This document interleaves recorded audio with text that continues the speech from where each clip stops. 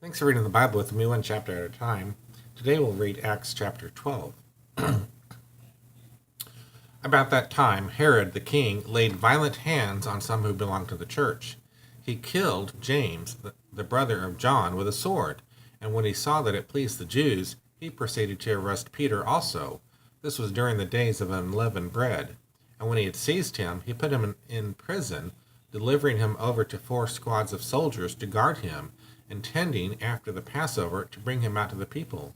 So Peter was kept in prison, but earnest prayer for him was made to God by the church. Now when Herod was about to bring him out on that very night, Peter was sleeping between 2 soldiers, bound with 2 chains, and sentries before the door were guarding the prison. And behold, an angel of the Lord stood next to him, and a light shone in the cell. He struck Peter on the side and woke him, saying, "Get up quickly." And the chains fell off his hands. And the angel said to him, "Dress yourself and put on your sandals." And he did so. And he said to him, "Wrap your cloak around you and follow me."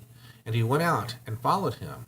He did not know what was being done by the angel was real, but he thought he was seeing a vision. When they had passed the first and the second guard, they came to the iron gate leading into the city. It opened for them on its own accord, and they went out and went along one street, and immediately the angel left him.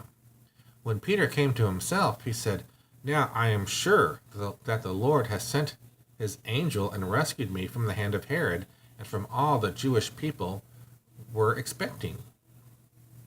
When he realized this, he went to the house of Mary, the mother of John, whose other name was Mark, where many were gathered together and were praying. And when he knocked at the door of the gateway, a servant girl named Rhoda came to answer.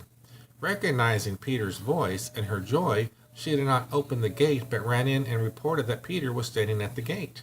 They said to her, "You are out of your mind." But she kept insisting that it was so. And they kept saying, "It is his angel." But Peter continued knocking, and when they opened, they saw him and were amazed. But motioning to them with his hand to be silent, he described to them how the Lord had brought him out of the prison.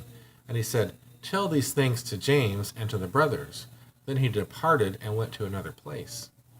Now, when day came, there was no little disturbance among the soldiers over what had become of Peter.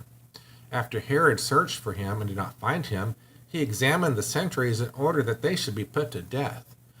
Then he went down from Judea to Caesarea and spent time there.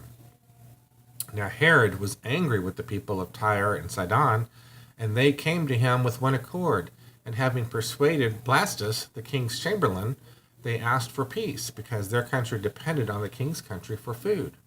On an appointed day, Herod put on his royal robes, took his seat upon the throne, and delivered an oration to them. And the people were shouting, "The voice of a god, and not of a man." Immediately an angel of the Lord struck him down, because he did not give God the glory, and he was eaten by worms and breathed his last. But the word of God increased and multiplied, and Barnabas and Saul returned from Jerusalem when they had completed their service, bringing with them John, whose other name was Mark. Thanks so much for reading the Bible with me, one chapter at a time, as we finished Acts chapter 12. Have a great day.